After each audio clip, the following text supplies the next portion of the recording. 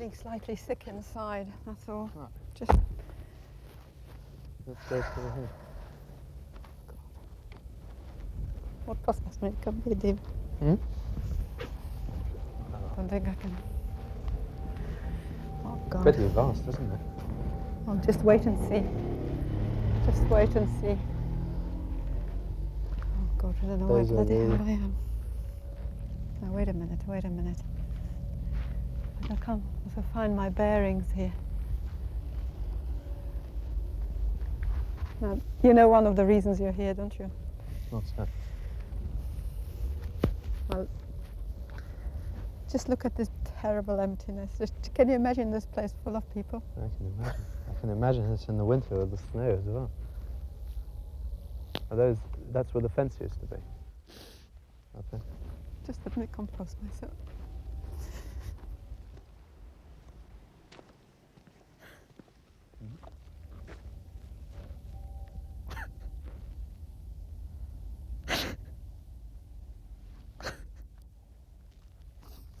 Perhaps I've come to speak for all the people who have died, but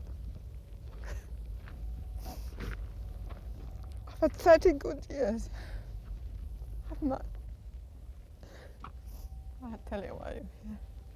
It's most important now. Do you know why? Because there are people in this world, they say that this has never happened. They're writing about it. They're saying, oh, this has all been, it's not true. You are here just to see that it is true, it was true. And so that when you have children, you can bring them here and tell them about this. And I owe this to all the people that have died. I'm sure I do. 30 members of your family have died here. Your grandfather, your grandmother, my family, all my school friends. Everybody out of our hometown. All your father's family. Everybody's ashes are here, so let's just go and see if we can find something now. I think this is B1. I don't remember coming in through this, no. These railway lines weren't here, you see, in 1943. Well, do you think they've been put here since? Oh yes, I came in the middle of the night, and I didn't come through this gate. I think I came through some side gate, and these are the rails that I helped to build. And is this where the fences were? Is it? Oh, the fences were. The whole place was lit up when I came here, and then there was a kind of smell of roasting meat. And you thought, God, surely there can't be roasting a lot of meat here. And there was a peculiar glow in the distance, and you thought, well, what the bloody hell is this glow? Still, we went on, and as I said, it was the middle of the night. You didn't really know where you were, except for the whole sort of the stench. What was over there? Were those brick? I'm trying to find Camp B1, and I think you go through there.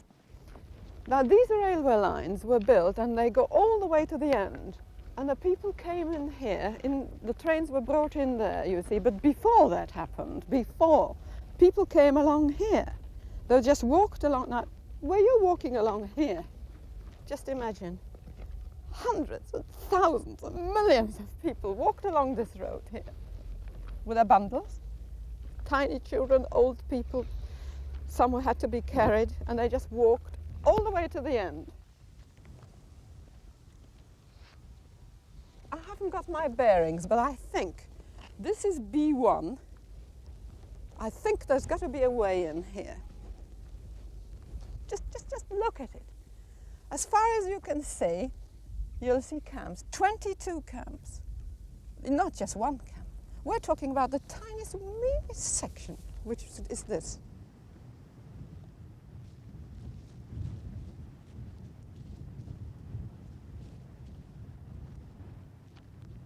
I worked on this railway.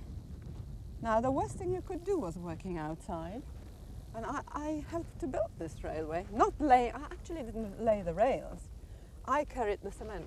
That's why my hands are not ladylike, because I carried the cement and carried enormous big stones. And that's where the dogs came and were let loose on you, and that's where I was bitten. You see my scar here, don't you? Yes. I know. Yeah. Anyway, I'd like to be able to find my way in.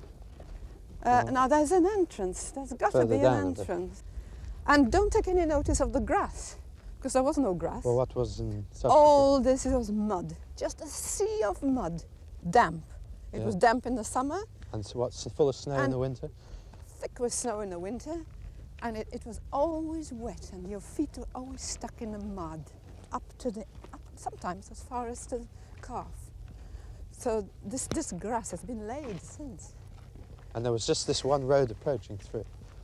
Well, this was the main road to bring the people to the gas chambers, this very road.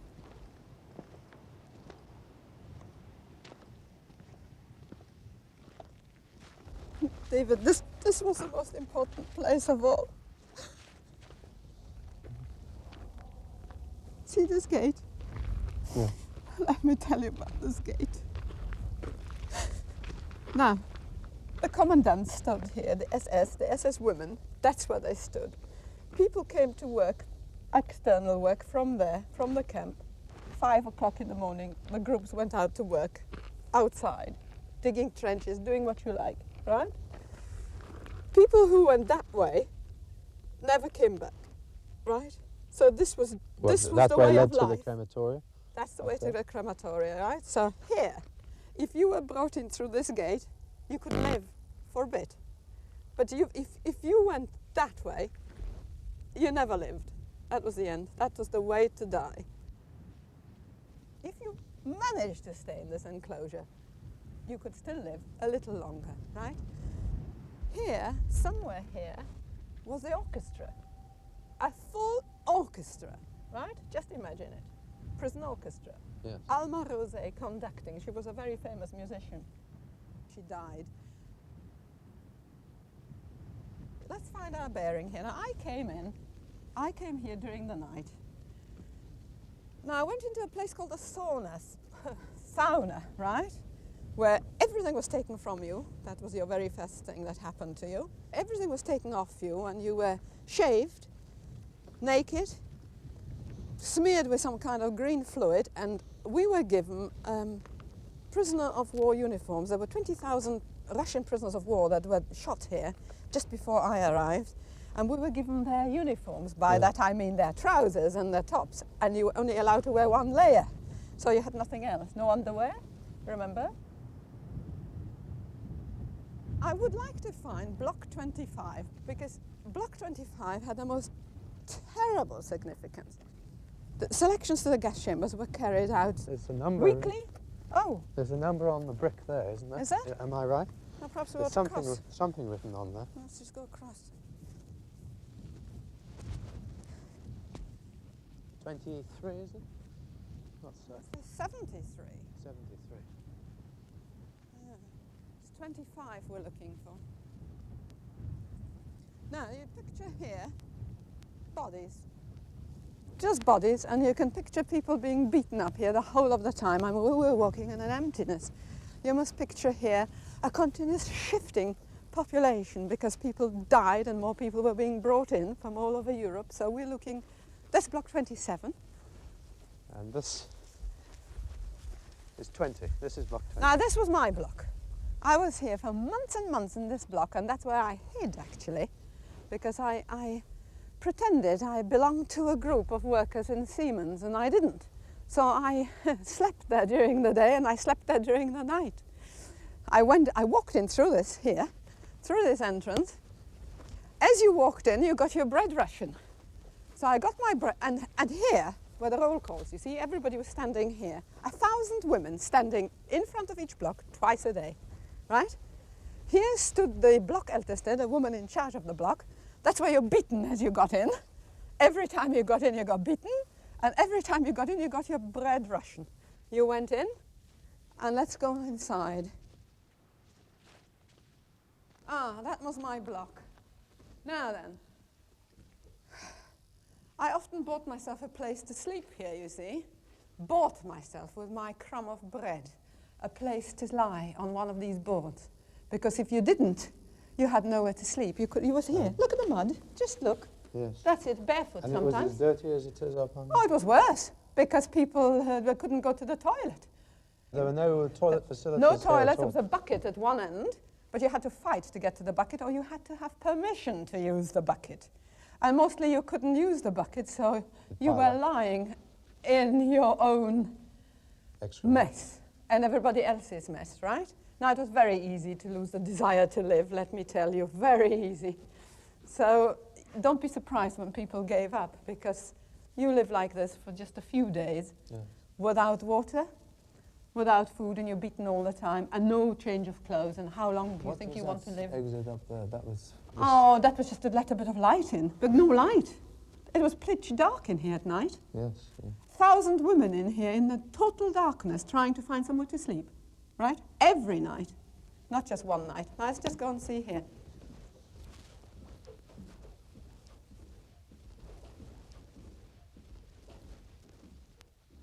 Ah. Now then, sometimes there was a bit of water here, but 1,000 women trying for a drop of water. Now, I don't remember this because I never ever managed to get as far as this. I washed in my urine, David. That's where I washed, you know. And what's more, you had to keep your body clean, because if selections were carried out, you see the SS came in here, everybody had to get down, strip. And then they looked you over, and if you were dirty and you had some sort of, and if you were too thin, your number was taken down, and you never heard anymore. You know, this was the end. You thought, oh, well, they've just taken your number for some reason. Perhaps you get a flogging. But it wasn't so. A few days later, all the numbers were called out, and you were taken to block 25. Anyway, that's where I lived, David, for 2 years. No, not quite. I'm exaggerating, 1.5 years. Now, in the mornings, 4 o'clock in the mornings, you were driven out from there, and you stood here. So in fives, here you were counted, and you can imagine that people kept on going to different blocks, because you know, they got mixed up. It's not always that you found your way to your block quickly enough. So you stood outside somebody else's block. Oh boy, if numbers didn't match up, you stood until the numbers matched up, sometimes 3 hours, 4 hours, right through the night. In the meantime, bodies were lying along here, you see, because people just collapsed and died.